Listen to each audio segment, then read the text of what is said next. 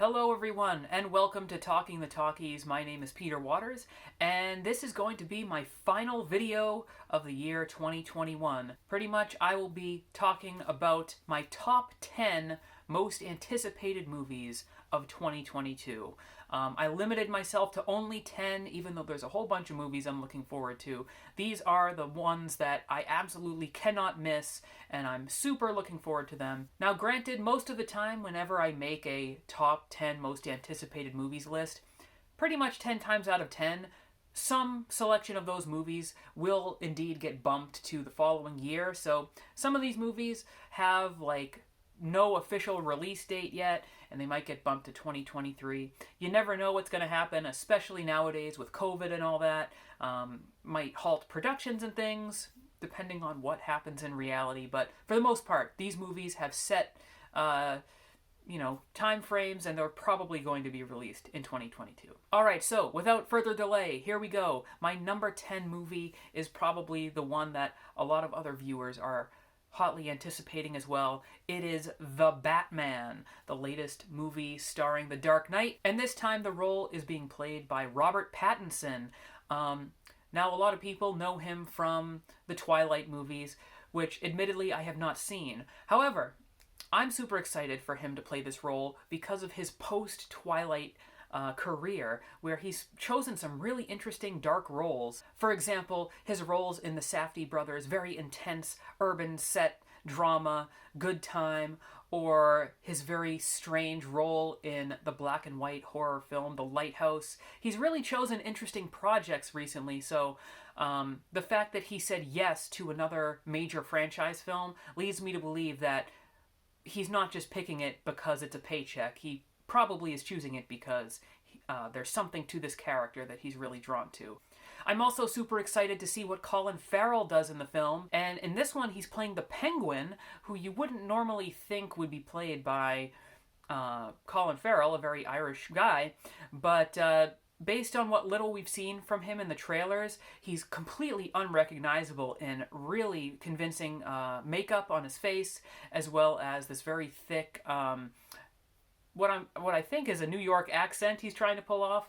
It looks very out there, a huge swing. I'm also super excited because as a huge Batman fan, he is my favorite superhero. I'm excited to finally see sort of a legitimate Dark Knight sort of take on the Riddler as well. While I did grow up with, and I have a lot of nostalgia for, the Jim Carrey Riddler character from Batman Forever, that one was much more along the lines of the old school Adam West campy villain sort of thing, but I'm sure that Paul Dano is going to bring this very sinister edge to him in this movie. So I'm super excited about the cast that they've assembled, and Matt Reeves, the director.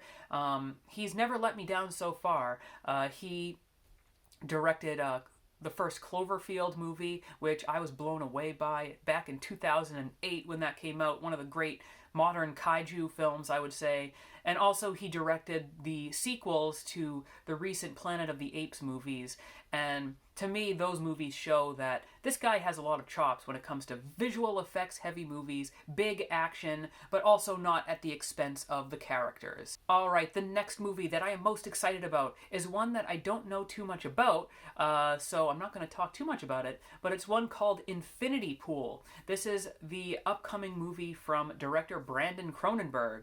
And the name Cronenberg should be familiar to any horror fans out there, because Brandon Cronenberg is the son of David Cronenberg, who is probably one of the most iconic horror directors ever, making movies like The Fly and Videodrome and Scanners, and all sorts of really messed up movies. And his son is following suit, right in his father's footsteps. A couple years ago, on my honorable mentions list, Brandon Cronenberg's Possessor made my honorable mentions. So he's a younger filmmaker. His career is just sort of blooming now, I would say. And Infinity Pool, based on the sound of it, it is about vacation spot that people go to and things turn dark. So my hope is that it's a better version of what M. Night Shyamalan was trying to do with his movie Old, which had a great premise, but maybe the execution wasn't so good. So I hope that Infinity Pool is kind of the nightmarish vacation from hell movie that is being promised. All right, my number 8 pick is a Rob Zombie movie, one of my favorite musicians and just people in pop culture because I'm a huge horror nerd and heavy metal fan. He is making an adaptation of The Munsters, starring his usual crew, including his wife, Sherry Moon Zombie, and a bunch of others. You would think that someone particularly known for super violent films, super disturbing films like The Devil's Rejects and House of a Thousand Corpses, maybe giving him the reins to a family sitcom characters that are very beloved may not be the best move, but if you really think about it, Rob Zombie may be one of the biggest Munsters fans in the world. His hit song Dragula is literally about the Munsters car. He has a commentary track on the Blu-ray for Munsters Go Home, and if you search around YouTube, you'll find an MTV Cribs episode where he takes the TV crew inside of his house, and all around his house is all kinds of movie memorabilia and TV memorabilia from the old Addams Family TV show, as well as the old Munsters TV show. Pretty much, he is an uber fan. He loves it more than anyone else, so you know what? I am choosing to have faith in Rob Zombie. His movies have been hit or miss recently, but I am super excited to see him try out a different flavor of horror, maybe one that's more focused on comedy. Alright, moving on is a movie called Babylon from director Damien Chazelle, who is one of my favorite directors working today, ever since seeing his movie Whiplash, which was about a very intense jazz drummer and his teacher, and they sort of have this rivalry, and then he follows that up with the amazing La La Land, which is like Singing in the Rain for the modern day, and then he follows that up with the very underrated First Man, which was about Neil Armstrong going to the moon, and it's one of the best biopics I've seen in a while, and it didn't really get many Oscar nominations, if at all, if I recall. So I'm in the camp for this guy. So far, he has not disappointed me at all with any of his movies that I've seen, and so this one is really catering to my interests because it's another movie about old Hollywood, and it's set in the 1920s, 1930s era, sort of at the dawn of sound and film, and it's going to have all kinds of old movie star cameos in it, and it's been described in the press as, quote, The Great Gatsby on steroids. So I cannot wait for this movie. It's one of my favorite directors, and the cast list is stacked. Listen to this cast. It has Brad Pitt, Olivia Wilde, Tobey Maguire, Margot Robbie, Jean Smart, Samara Weaving, who was very good in the horror film Ready or Not, Catherine Waterston, Eric Roberts, and Max Minghella. All these, very either established stars or promising up-and-coming stars altogether. If only Emma Stone could have been cast in this movie. She apparently had some scheduling conflicts, so he could not reunite with her for this movie because she won the Oscar in La La Land when she last teamed up with him. But I'm super excited for this movie. It's pretty much catering to everything that I like about movies, and, I'm hoping that this is another home run for Damien Chazelle, so I'm looking forward to Babylon. Number 6 is, of course, Martin Scorsese. Anytime he makes a movie, it's going to end up on my most anticipated movies of the year list. And this one I'm particularly excited about because it's based on a book that I read and I gave 5 stars on Goodreads. So it's one of my favorite books I've read in a very long time. It's a true crime story called Killers of the Flower Moon. And this one is basically about, in the 1920s, I want to say, there were a bunch of Native American tribes that were sitting on oil. It was one of those rare occasions where people living on an Indian reservation were basically very affluent. They became millionaires. But then, pretty much white people and the government even were not super happy about that, and they wanted to tap into some of these resources. And pretty much the story starts with various murders that happen and the subsequent FBI investigations into these murders, and basically how the government completely failed the Native Americans in this case. It's this really fascinating corner of history that I had never heard of before I read this book, and I have no doubt that Martin Scorsese is going to bring this story to life with an amazing sense of filmmaking skill. And again, listen to this cast. It's fully stacked with some of your favorite actors. It has Leonardo DiCaprio, Jesse Plemons, Brendan Fraser, Robert De Niro, John Lithgow, and a bunch of other people. So I am super excited for this one. Anything true crime I'm into, and Martin Scorsese, of course, has my vote. So that is my number 6 pick. All right, number 5 is a movie from Robert Eggers, who directed The Witch and The Lighthouse. He's kind of made a name for himself, making very dark movies, but they kind of have this weird literate quality to them with the language, and you might have to work a little bit to understand what the characters are saying because he does not update them for modern times. Characters talk the way they do in the olden times.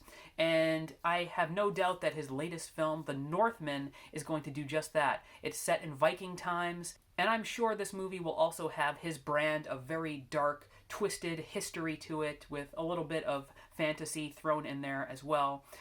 Again, stacked cast. Lots of people want to work with him. I'm sure he's an actor's dream because they get to talk in ways that you just don't in most movies.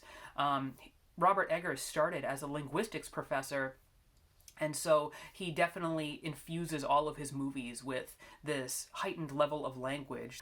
So some of the cast members in this one is Alexander Skarsgård, Anya Taylor-Joy, Willem Dafoe, my favorite actor possibly of all time, Nicole Kidman, Ethan Hawke, and Bjork herself are all in this movie. So The Northman, super excited about it. Robert Eggers, very promising horror director nowadays, so looking forward to that one. The next movie on my list, number 4 most anticipated movie, is one that I can't believe is actually being released after so many years of being promised this movie, and now it's finally supposedly coming out, and it is Avatar 2. So James Cameron, he pretty much made history, breaking all kinds of box office records. For a minute, it seemed like the entire movie industry was going to convert to 3D. That didn't really pan out. But for a while, every movie theater had 3D glasses, and that was the craze for a while with his first Avatar movie. Since then, maybe hasn't had the staying power as other major blockbusters, but for the time, it was a very innovative, beautifully brought to life world, and definitely has a lot of potential, even if the movie itself was kind of a straightforward hero's journey story, sort of a take on Dances with Wolves sort of thing, saving the rainforest. But if I know one thing about James Cameron, it's that he is one of the best people at making action movie sequels. His movies Aliens and Terminator 2 Judgment Day rank among the best action movie sequels of all time. So I hope that Avatar 2 will take the premise of the first Avatar, where you're sort of just learning about this world, and expanding it and making it even more amazing. Alright, my number 3 most anticipated movie is another one I know very little about, but because of the people involved, I'm excited about it. It's a movie with a working title called Disappointment Boulevard, and it's the latest from horror director Ari Aster, who made Midsommar and Hereditary, and those are two of the most twisted, unique, well-acted horror movies of recent memory. And in this one, he is getting another one of my favorite actors of all time, Joaquin Phoenix, to star in the leading role.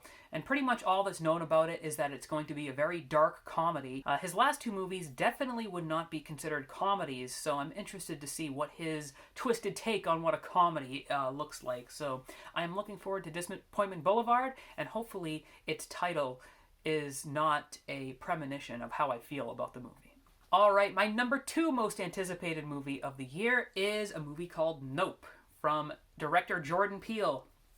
Jordan Peele is one of those guys who somehow reinvented his entire career, going from very well-known comedy writer and sketch comedy writer. Very easily, Jordan Peele could have just stuck with comedy for his entire career, but with Get Out, he reinvented the horror genre as we know it. He pretty much brought back that Rod Serling, very socially conscious level of horror back into the mainstream, and he pretty much made one of the greatest movies of the past, 10 or 20 years. It was one of the rare horror movies that was nominated for all kinds of Oscars. He won Best Screenplay for that, and then he followed that up with the movie Us, which, while it might not have been as radically awesome as Get Out was, Us was proof that this was not a one-time deal. He is a legitimately really great horror director. And so with Nope, he reunites with Daniel Kaluuya, who was in Get Out, and since then he's won an Academy Award for Judas and the Black Messiah.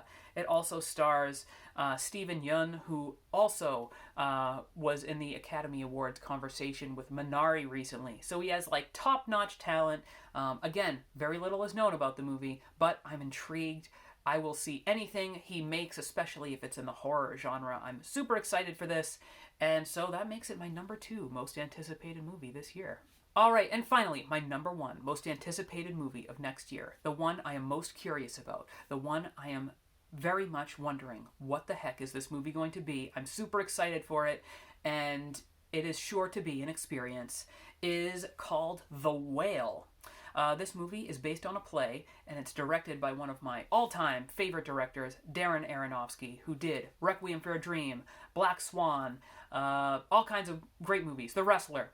And this latest movie is about a 600-pound gay man who is unable to leave his apartment, and he's estranged from his family, and it is played by the mummy guy himself, Brendan Fraser, hopefully making a huge comeback with this movie. Darren Aronofsky in the past has totally resurrected careers of actors, like with Ellen Burstyn in Requiem for a Dream, Mickey Rourke in The Wrestler. So I'm hoping that this movie makes people, recognize how great of an actor Brendan Fraser is. He sort of, lost his way for a little bit there. So maybe this will mark his comeback. The premise is super intriguing.